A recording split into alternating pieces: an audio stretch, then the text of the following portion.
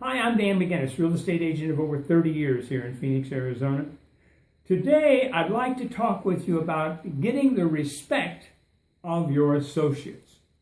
You as a real estate agent, having the respect of all the associates, whether it's 500 or 5,000 in your office, your company, and the other 5 or 10 or 20,000 associates in other real estate companies that you have cross transactions with on a regular basis. The reason I want to bring this up is to remind you, getting respect of those associates will end up putting money in your pocket someday. I don't know where it'll be this week or later this year. But for instance, I received a call from a person that wanted to lease a home on what's called Section 8.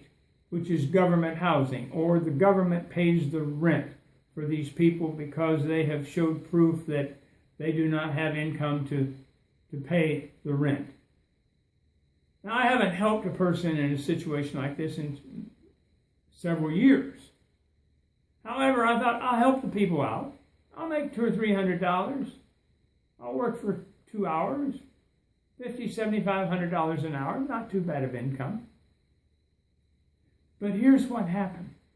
There were no homes where they wanted to be. They had to be in Scottsdale. That was the requirement.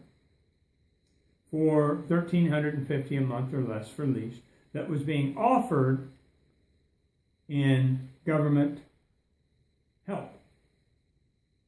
So what I did, there were 15 homes. I emailed, text, and called all 15 agents and said, talk to me about your listing. Talk to me about, I'd like to talk to you about Avondale. I'd like to talk with you about your listing on Enterprise. I'd like to talk with you about your listing on Sequoia. I'd like to talk with you about your listing on Danbury. That's all I said. That way when I talk to them, I can say, will your landlord accept Section 8 housing? And explain to the agent, because most agents don't even know what it is, to find out.